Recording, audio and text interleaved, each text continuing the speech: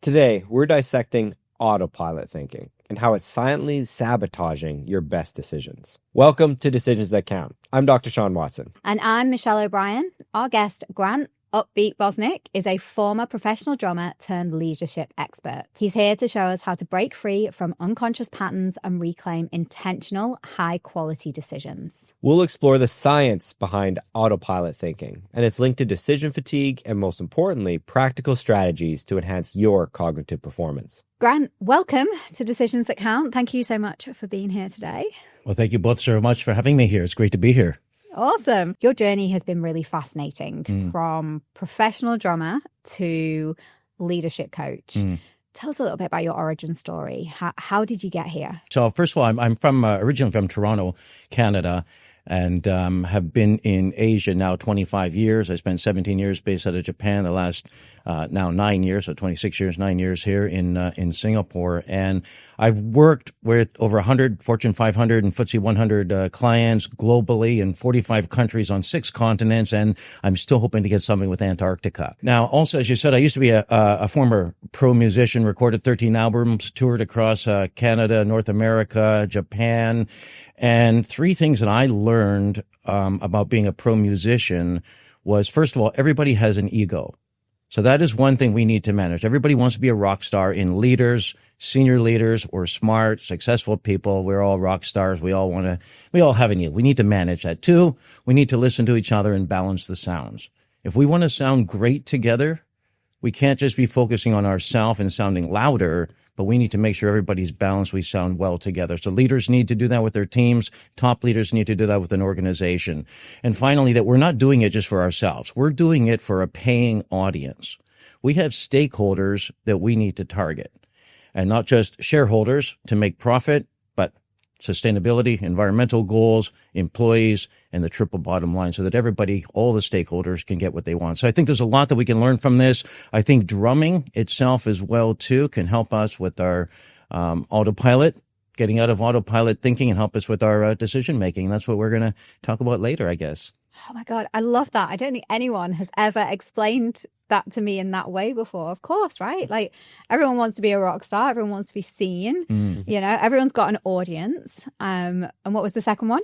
Listen to each other and balance the sound. Of course. Yeah, we've spoken to Joseph Cope, who's an empathy coach. And, you know, he talks a lot kind of about, you know, the empathy and the art of kind of listening to others. So wow. Okay. That's very cool. I've just never heard it explained that way before. And I've been on quite a few leadership courses. Wonderful. So that's awesome.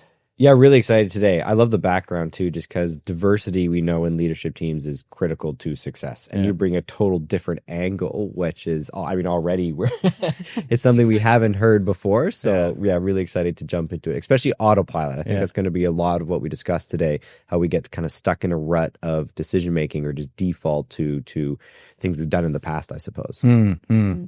So I think it's in your book, you talk about the unconscious beat of our daily choices. And we're here today to talk about autopilot decisions. Can you just, talk us through a little bit about what you found in that area? Yeah. Now, is it okay with you? Can we do this as an experiential activity? Would love to. Yeah. All right. Now, for all of you out there watching as well, too, and if you're listening to it, then think about this yourself as well, too, and play along with us here. So what I want us to do, and you do it out loud for us, and you can do it at home or wherever you're listening to this or watching it here, brainstorm different kinds of housing. Housing together now? Right now. Condo? Apartments. Beach house? Bungalows. Cruise ship? Ski lodge. Ooh. Boat? 2 up, 2 down.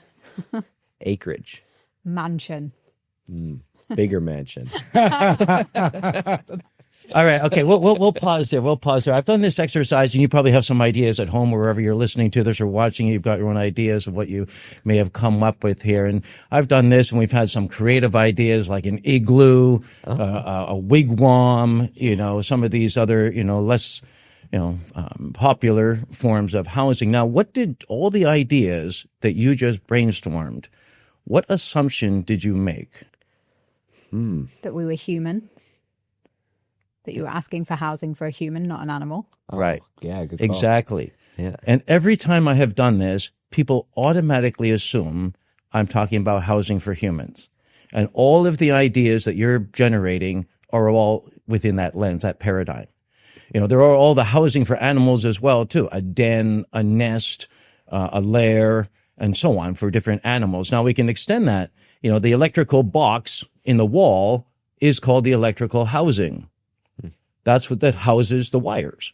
An envelope is a house for a letter. Your heart is a house for love.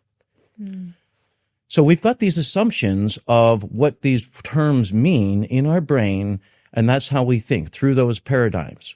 Now, two of the biases that we just played out just now is a familiarity bias, one of the hardest words to pronounce in the English language, familiarity bias. So if we think we are right, then we're going to stop looking for other information if we believe that we are right. And then the confirmation bias. So whatever I believe, I'm going to seek out information that supports it and unconsciously avoid information that might undermine it or counterintuitive to my idea. And so how does that play into autopilot thinking? You're thinking about this particular meaning of the word housing. And so that is coloring every word that goes through your head, all the ideas that you're thinking of. And after idea generation, once we've got the ideas, we want to go into problem solving, making decisions. We've already got a limited number of ideas that omitted a huge amount because of the assumption that we just made with that single word. And we do this all the time. Whenever we're having conversation, we got certain meanings of words that mean something to us. We're looking at recruiting the top people for our company. Well, just that is loaded with lots of words. What does that mean to be the top people? What does that mean to be, what is it that we're looking for? Yeah. And I think this plays out I work in the leadership space in large multinational organizations in terms of recruiting, in terms of delegation, in terms of performance management. This plays out all the time for leaders. Can I play devil's advocate on this? Of course. A little bit. Is that if you have been hired to be a CEO and, a leader of a big organization, you've been chosen because of your experience, likely your knowledge and your experience. And so your experience to be able to omit things that aren't relevant allows you to focus on what is. So isn't it a good thing that we automatically kind of admit the thing that might not be relevant? Obviously, I know that hopefully a leader would have the context that we were talking about humans when it came to housing to begin with, and therefore was able to admit it. Yeah. Well, I think that we're not intentionally omitting the information. We are unconsciously omitting this. So we're making assumptions in our head about what certain things mean. And if we believe that we are right, then that familiarity bias is going to unconsciously eliminate any other information because we already think we're right. I'm just going to ask Shawn a quick question as to what is happening in the brain physiologically when we go into autopilot thinking. Yeah, I guess there's probably two components to it. There's a psychology, which you just default familiarity to what you go down a path of preconceived that you think you're right, and everything that we just heard from Grant, which was fantastic. I think the physiology, though, from autopilot is, from my perspective, the psychology is one component, but after too many decisions or your day becomes too much, you become fatigued, you'll be defaulting to that from a physiological perspective. So that the psychology, the choice of it's kind of disappeared, and your brain says, I've made enough decisions. I'm just defaulting to what's the easiest decision. So yeah, one of the questions I'd certainly want to pull apart from you is this bias and this familiarity that you see in leadership. Does it change over the course of a day? Are they more willing to explore new concepts, these leaders, in the morning? Yeah. But then, by the afternoon, are they more likely to default? Because it goes from psychology maybe to physiology, if that makes sense. Talk about similar concepts as well. I call it, I didn't invent circadian rhythms. They do exist. I just use that term to guide people where they have their peak and optimal thinking. So if you are a morning person, the critical thinking, complex problem solving should be done at that peak thinking time. Now, not everybody has that particular pattern. Some people may be more in the afternoon once they've been able to kind of ease into the day, and that's when they've got their peak thinking. And that's where they should schedule their complex or critical thinking. If people are night owls and like to work at night, and they are in a position where they can choose that, some people might want to choose that. I know people who work for MNCs, and they will choose to brainstorm ideas, to get the solutions, the proposals, the ideas out at night. And then the next day when they come in to present them, it's much clearer for them. They've had that chance to reflect. So I think, we got to track our circadian rhythms where we find that we think the best at that moment. Decision fatigue to me sounds like it's something that's coming from our prefrontal cortex. So the logical part of our brain where we analyze, and we do spend a lot of our time there. If we spend too much time in the prefrontal cortex, we're going to burn ourselves out.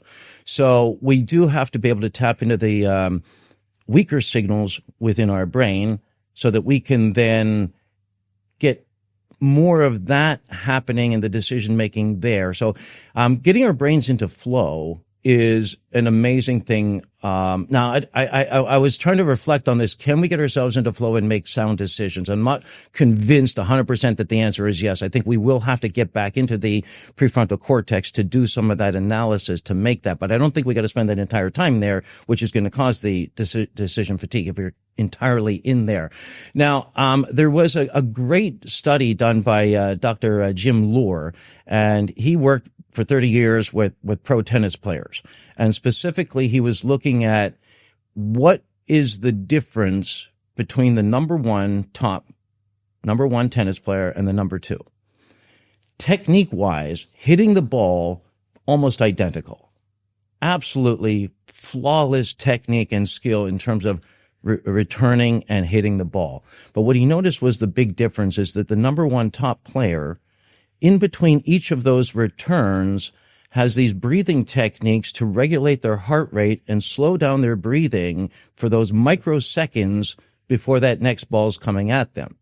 And so they're constantly oscillating back and forth rather quickly between peak performance, laser-focused peak performance when they need to return the ball, and then that microsecond between that next ball coming where they have regulated their heart rate and brought their breathing down and brought their heart rate down, ready for the next return. And I think that's an amazing thing for us to be able to do in our day.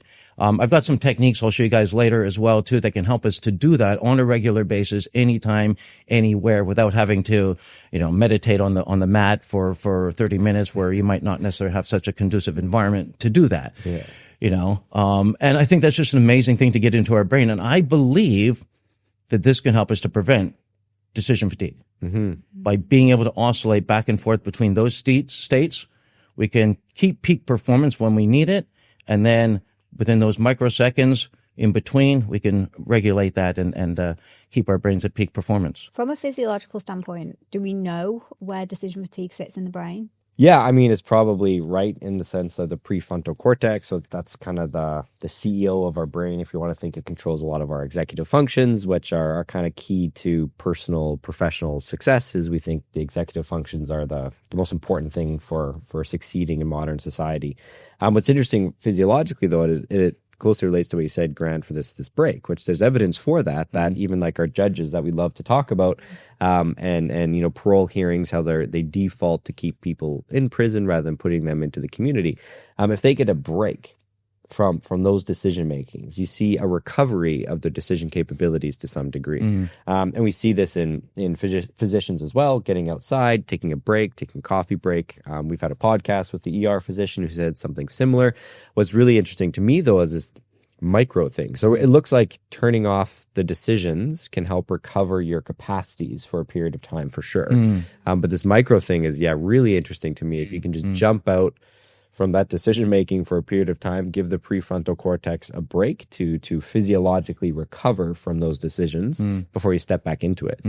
So the evidence is really there. But I'm excited to go through it with you, especially these short breaks, which is fascinating. Grant, you just kind of mentioned briefly then the flow state. Yeah. And so if you're in flow state, is that not the prefrontal cortex working? Or is that a different area of the brain? So it's actually an exchange of energy within our brain. So you're giving up the prefrontal thinking in exchange for the more energy efficient parts of the brain, which will get into the alpha states and the gamma states in your brain. And what that means is you're getting into those weaker, because if you're thinking only in the prefrontal cortex, you've got such strong signals there that they're crushing the weaker ones. So you want to be able to bypass that to get through into the weaker signals, and that's when you're going to get more aha moments and ideas forming that didn't form before.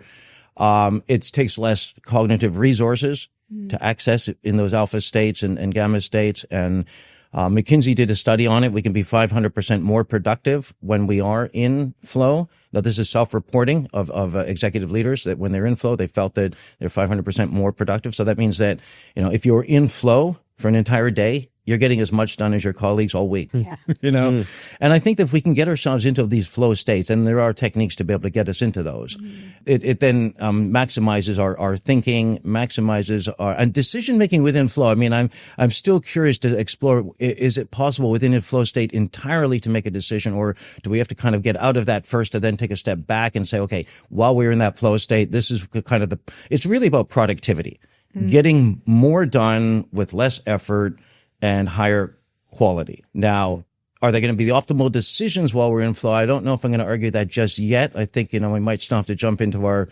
prefrontal cortex, make some analysis and some logical thoughts on it. And then, even if it's just to come up with a logical argument that supports our intuition or our feeling, and we can come up with those quite easily. I didn't know it was a different part of the brain. Yeah, well, I mean, flow it's one of those words that we all understand, but I guess there's not a full definition for it, from you can't say that person's in flow and that person isn't, right? But we all know when we're in it and when we feel it, and we know productivity goes up, and athletes will just be in that state that they're just triggered. And I think to your comment, it's this, I mean, ultimately your brain's a lazy organ. It wants to be efficient, right? And thoughtful decisions are expensive, right? They're cognitively very expensive to constantly be making big decisions all the time, hence decision fatigue, right? Anything that we can throw back to known networks that are well established with strong infrastructure is going to be less energetically expensive. And so I think that flow stage is you're starting to get this the idea, I guess, being that you're hitting these efficient thinking patterns, which your brain likes. Right? It doesn't like to be spending a lot of resources on thinking. So. Exactly. So that also kind of links then to this idea of kind of autopilot decision making, like whether you're in the flow state or not. When you're an incredibly experienced senior leader, I think you're probably spending quite a lot of your day on autopilot making these decisions, because that's your job. When you are at that level, your job is to make decisions, and it is to be hounded all day by people with problems. You're finding solutions or making decisions on the solutions being presented to you. And I think, Grant, you nailed it on the head, though, because this debate then is autopilot a good thing? Well, 500% increase in productivity, that sounds awesome. But can you make novel decisions? Do you need to be thrown out of the state to think creatively about the task you're doing, right? I mean, your house question from the beginning, would we hit flow state by thinking of houses and get in it where actually we're swimming in the complete wrong direction, right? So, interesting in your work with leaders is when do you balance these two, I suppose, is when is that productivity very important, but then also how do you get them to take a step back and think about things from the cortex point? And I want to be clear as well, so the autopilot thinking and flow are not the same thing. In fact, they're very, very different things. Flow is a very conscious state that we have chosen to be in. And we could unconsciously get into flow. I shouldn't say we consciously chose it. We have intentionally put ourselves into it. So we can get ourselves unconsciously into it. We can get ourselves consciously into it as well, too. But it is a chosen state, whereas autopilot is not a chosen state. I don't choose to function on autopilot. That's something that happens to me. And it is something that's necessary. As you said, we make thousands of decisions every day. What socks am I going to wear? What jeans am I going to put on? What shirt am I going to wear? For me, I try to get this on autopilot. I decided last night, so I didn't have to think today. I decided, okay, I'm going to wear the pink shirt today. So I decided last night what I'm going to wear. So some things we do decide, but how I put them on, how I do the buttons up, how I put the pants on, how I put the jacket on, the actual physical motion of how I brush my teeth, how I shave. if we were to think about every single small, minute detail of the decisions we have to make for that, we'd burn out before 8 a.m. So autopilot is necessary for us to navigate the world for decisions that are less consequential. However, the problems happen is when leaders are in autopilot thinking and they have to make decisions that are critical decisions. That could be recruiting. That could be decisions to no-go decisions. It could be risk decisions, and some of them could be life-threatening, in fact. I can't argue for sure, but when the Space Shuttle Challenger launched, the engineers on the ground knew it was about a 1 in 1,000 chance it would blow up.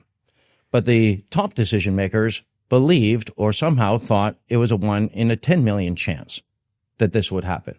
And that's why they said go. And nobody said anything to them. Are they operating on autopilot? I don't know. I mean, they had this belief that they were correct. Maybe it's a familiarity bias. They think, yes, we are correct. Yes, this is safe. Yes, let's go ahead with this. And, there's another kind of a trap they fell into, which is called captain-itis, which is when the pilot of an airplane makes an announcement, everybody's, we do what the pilot says because he or she is in charge. And it was the same thing in NASA too, that when the top person made a decision, we follow them because they are the top. Mm-hmm. Companies maybe face that as well too. When a CEO makes a decision, or and then everybody just follows, and less conversation happens.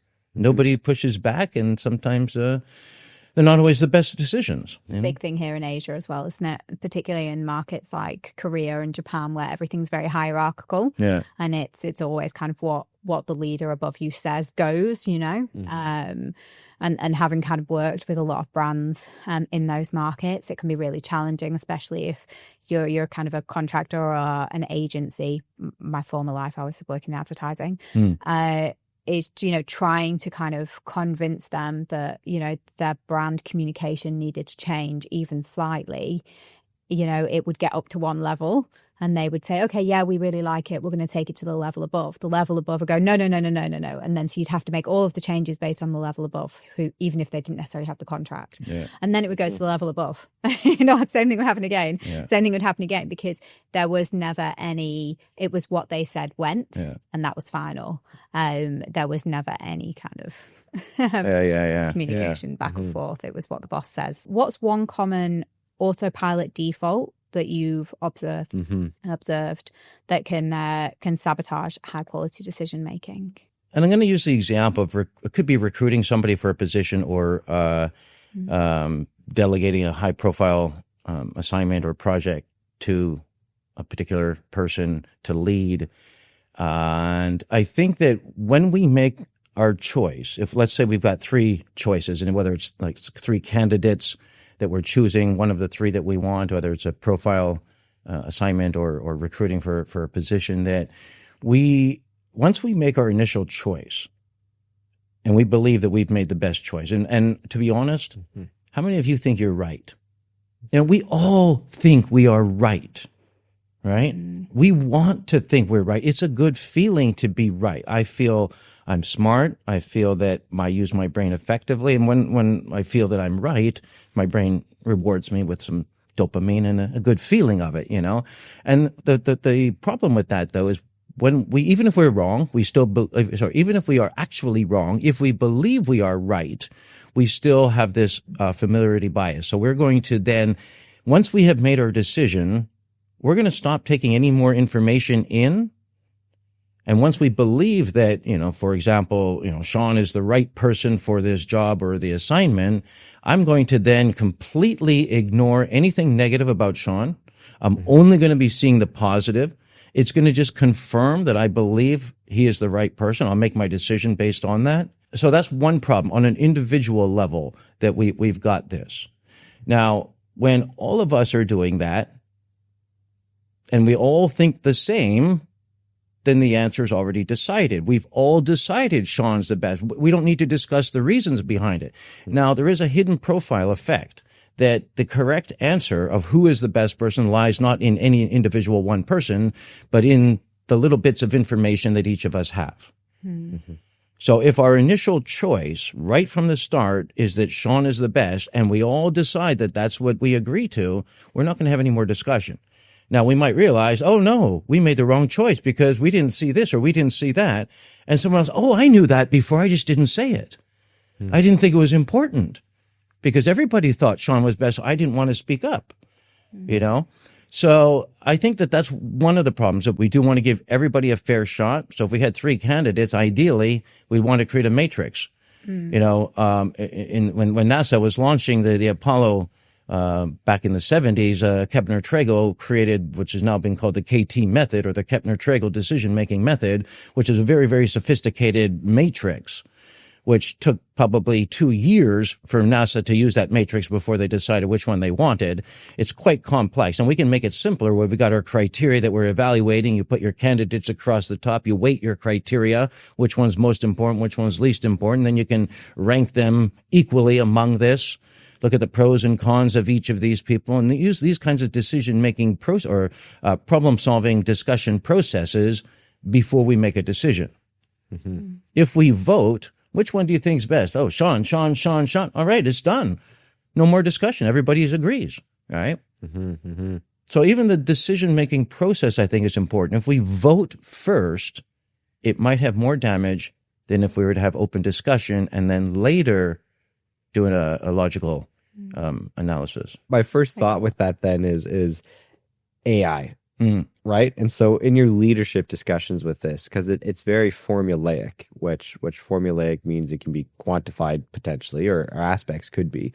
So how would leaders leverage, can you reduce some of these biases through implementation of AI, at least like the matrix or anything you can quantify, I suppose? What do you think that's going to be for leaders, or the impact of it for decision-making at large? Yeah.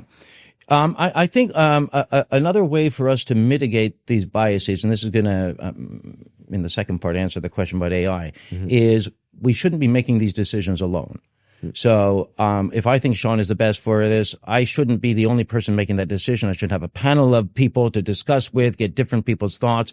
The more diverse people we have, the better. So another problem is a similarity bias, where I'm going to go to the same people that think the same as me and ask their thoughts, and they're going to come back and say, Grant, yeah, you're right, that's best, because they think the same as I do. You know, I want to be checking with boomers. I want to be checking with Gen Zs. I want to be checking with, you know, people from different nationalities, people from different functions, people from the external, internal people. We want to sound check our ideas with a wide range of different people. This is going to help us to get a more holistic picture. Now, to the AI point, I think AI is like a external person for us, or they can be external people, and we can define which role they want. You know, think like the CEO of a multinational company. I did this once, and I think it was like, I use ChatGPT often. Now, I used to teach critical thinking, and I think when we look at the critical thinking process, or the problem-solving process, we need to know what are the different steps in the process, which ones humans should do and which ones AI can do. You know, because AI cannot do all of it, and they should not do all of it. But one of them is about, you know, defining personas. So if I've got, you know, an idea, okay, I'm doing this keynote talk for 200 senior leaders from multiple multinational companies across different industries, I fed into ChatGPT. I said, here's the description of my talk. Here's the target audience.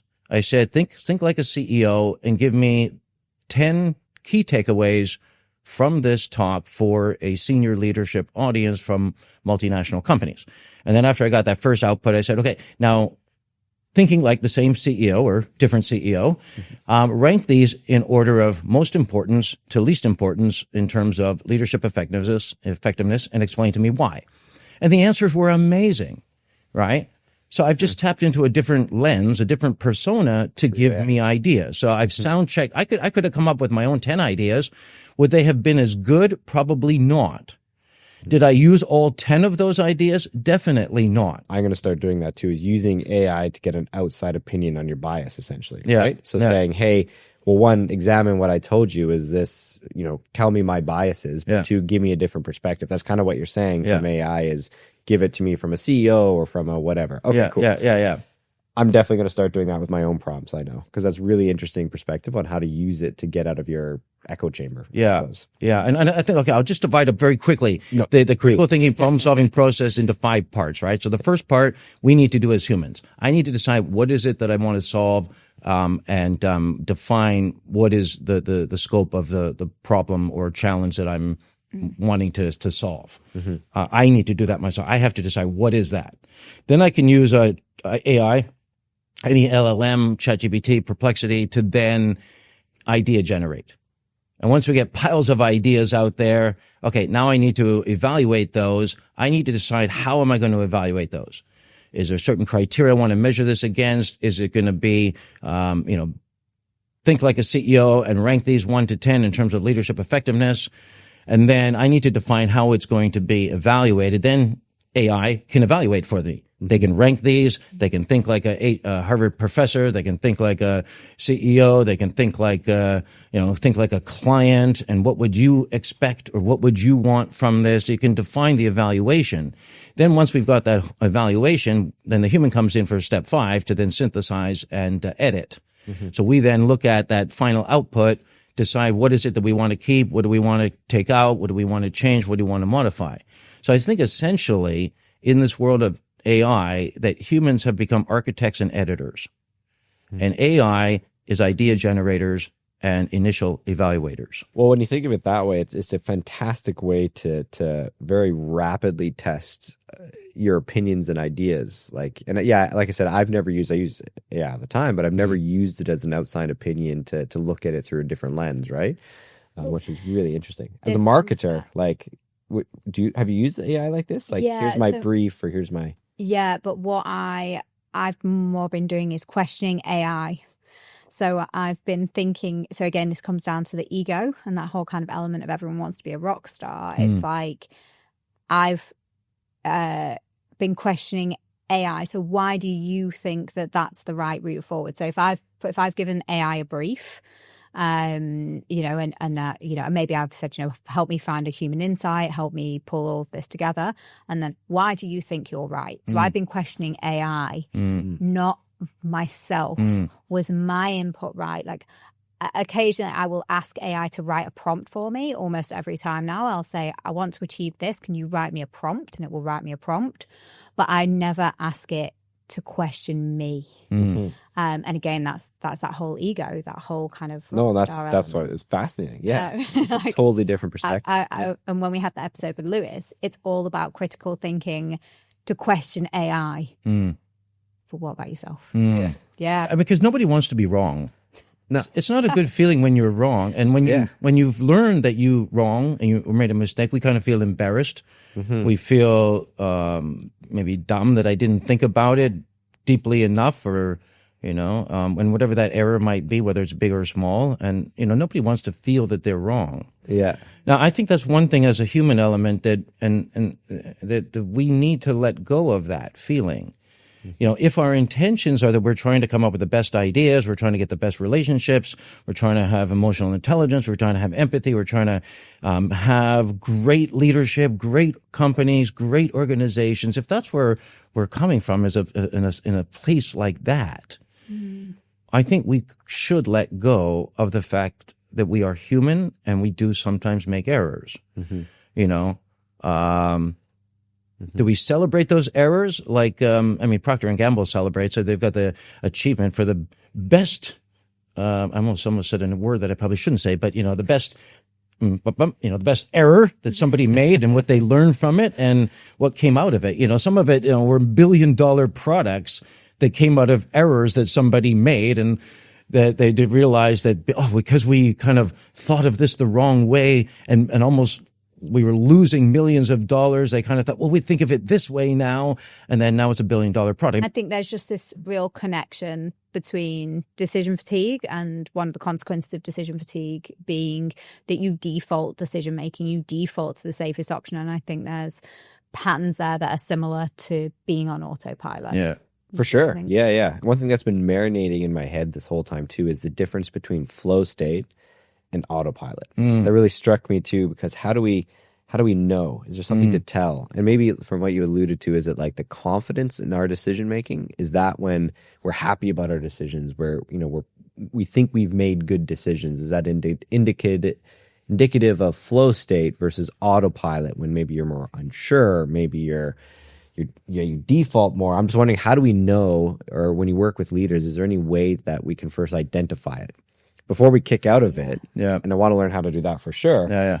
Identify, am I in the flow state? Or am I just on autopilot? You know, I think how do you even identify? Yeah. Like with your leaders, how do we know when we're in autopilot?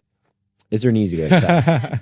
Maybe it's not an easy answer. I don't know. I don't know if we do know if we're in autopilot, right? Which is why it's called autopilot. It's just kind of automatically happening to us. So that's one thing. Yeah. So flow state, we will know when we're in a flow state, but we may not know that we're in autopilot. Okay. Right. So one thing is that to get into a flow state, you need to have a purpose and a goal. What are you aiming to achieve? You know, when I wrote my book, for example, okay, I'm going to finish this chapter by the end of today. So I've set that goal. Mm-hmm.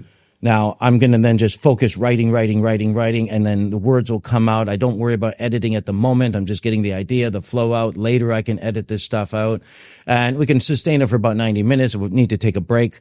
So then just, focus in on doing that. Now there's also some techniques. I want to show you this too, because this is, I think, one of the key points of getting yourself into flow. And I believe it's going to help us to mitigate decision fatigue as well too. And it's about building mental building blocks in our brain. So like you go to the gym to do repetitions of exercises to build the muscles, which then allows your stronger, more flexible body to prevent injuries and play sports more effectively. If we can build these mental building blocks, and I'll show you some stuff right now that we can help us to do that, then it's going to help us to prevent mental illnesses as well as to be able to think and make decisions more effectively. So just like analogous to playing sports with our brain, we can think and make decisions more effectively. So I'm dying to show you some of these techniques. Awesome. Let's do it. Let's go for it. All right. You guys do it at home too, or wherever you guys are. If you're on the train or wherever you might be paying attention to this as well too. So you're going to need your legs because we're going to do some drumming. So this is, it's called Upbeat. I got a registered trademark for Upbeat. So as a former pro drummer, I researched the neuroscience of drumming and what this does to our brain. So we're going to take you through just the initial step of it, and then I'll briefly share with you what some of the other steps are. So the first part is called 8 on each hand. So we're going to do 8 strokes with the right hand, 8 with the left, 8 with the right, 8 with the left, and so on. So I'll do it first to demonstrate, then we'll do it together. So 1, 2, 3, 4, 5, 6, 7, 8, left, 2, 3, 4, 5, 6, 7, 8, right. Okay, so everybody do it together with us. Here we'll count 1, 2, 1, 2, 3, 4, right, 2, 7, 8, left, 5, 6, 7, 8, right. Faster. 6, 7, 8, left. Faster. 5, 6, 7, 8, left. Right. Left. Right, 2, 3, 4, 5, 6, 7, 8, left, 2, 3, 4, 5, 6, 7, 8, right, 2, 3, 4, 5, 6, 7, 8, left, 2, 3, 4. Right. Left. Right. Left. Right. 4, 5, 6, 7, 8, and left, 2, 3, 4, 5. All right, let's pause there. Okay, that's step 1 here. What was challenging about doing that? The change in tempo. Change in tempo, yeah. Just kept hearing my husband say you can't even clap in time. So you got distraction. You've got noise there as well, too. Somebody on your shoulder telling you that, that little critic there, whether it's your self-critic or other critic or something here. So that's one of the first things we want to get people out of, to get rid of the distractions and then increase concentration and focus. So that's what we're mainly aiming to do right from the start, is to get people to increase their focus and concentration. So that's the first step to get into flow. Yeah. So you bypass your prefrontal cortex. You're getting into the deeper signals inside your brain. Drumming is one way to do it. I think it's the best way. There are other ways as well too, and I can show you some of those as well too, because I've noticed when I watch your podcast, some of you do this while you're having the podcast. So I can show you something that you are naturally doing some of these as well too, which is wonderful. The other thing that with this, to help get into the deeper cognitive function. So we're just playing single hands, right hand by itself or left hand by itself. When you start playing the two hands together, then your right brain controls the left arm, left brain controls the right arm. So I've created exercises that will bring the frequency of the vibration of your right and left hemispheres to be the same, which means you got faster transfer of information across the corpus callosum. Is that what it is? That part in the middle, corpus callosum? Yeah. And then you get faster transformation across there, and therefore you're going to get more aha moments, more weak signals connecting. So if we can bring those two frequencies, vibrations to be the same frequency, we're going to get better thinking, better decision making. I got a couple gifts here for you guys as well, too. So this here is... Gifts are great. It's a drum stress ball. Oh. So it's got my logo on there, Grant Upbeat Bosnick drum stress ball. So I got one for each of you as well, too. So I think that this is also a thinking ball. So I'll put that there for now. You can get that later. I think it's a thinking ball. You can think, not just de-stress. And somebody told me, I just learned about a month ago, that grip strength increases longevity. Yeah. So you're going to live longer. You're going to live longer with this as well, too. Yeah. One of the things I noticed, Michelle, when I was preparing for this podcast, is you often rub your fingers together like this here. And that's a great thing, too. I've been doing this for years, since I was a child. Sometimes I rub my finger against my lip, and I used to tell people I was thinking. And then 4 years ago, I came across something called PQ reps, which is positive intelligent quotient rep. Or repetitions. And Shirzad Sharmin was the person who coined these PQ reps, the phrase. You can do some of them together here, just like what you're doing is you just rub your fingers, and it's how you do this naturally. Yeah. As you're listening to people. And what that does, it's focusing on a single sense, in this case, the sense of touch. And because of that, it lowers our cortisol. Less stressed. It helps improve our laser focus. And that's the first step to get into flow. These are little things you can do anywhere, anytime. It builds the mental building blocks, which is going to allow you to think better and make better decisions. Yeah, I love that. I have to ask a question about I count. So like often when I'm feeling anxious or I've got a lot on my mind, like I count, I find myself counting unconsciously or subconsciously as well. Yeah. And yeah, I don't know if that's one of Like those things in the room, or just like 1, 2, 3, 4. Yeah, sometimes I'll count, or I'll do times tables, or I'll do like maths in my head, or I'll just like count. Yeah, I think that's an interesting one. I don't know if that can be considered a PQ rep. PQ reps are specifically focusing on the senses. Yeah. So isolating one sense at a time. Now, in terms of counting, because that's a meditative technique as well too. Like when you're meditating, count to 30. I count my breaths. Yeah. If I were to meditate, or when I go running, I count my breaths. I don't know how many people count their breaths when they go running, but I do that. Yeah, I count. Yeah. In dragon boating, also we have to count, but that's a natural thing because we're doing that same thing together. Mm-hmm. Now, I think counting is a great one. I'm not going to necessarily say it's a PQ rep specifically because it's not focusing on a sense, but I think it is a mental exercise for our brain that's going to, I think even like those, what do they call those riddles or the, logical puzzles that we try to solve. I think those things are good for our brain as well too. In preparation of task, or to calm down from, or to get refocused when you're at your peak. So sometimes I'm doing it and I'm not even aware I'm doing it. Really? And then I'll kind of catch myself and I'm like, does it work? You like? Yeah, all the time.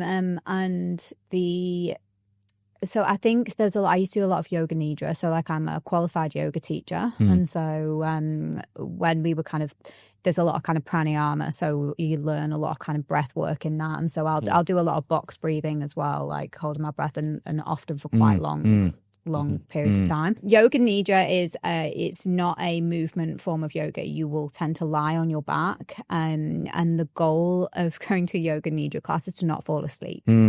And so it's almost like it's almost like a guided meditation. Okay. But everything in this kind of guided meditation is designed to make you fall asleep. Wow. But the goal is to stay in the in-between. The in-between of being awake and asleep. Yeah. It's like the doze state. Yeah, but like listen to Huberman. He talks about yoga nidra all the time. But it's half an hour of yoga nidra is like, I don't know, I can't remember the exact stats, but it's like the equivalent of 4 hours deep sleep. Because you're kind of in that in-between space. What? But coming back to the counting, there was one teacher that I had, and always as part of her reading, she would count. She would say to you, right now, count down from 30. And I would never get there. I would always fall asleep. Yeah. I would never ever get from like, whatever it is.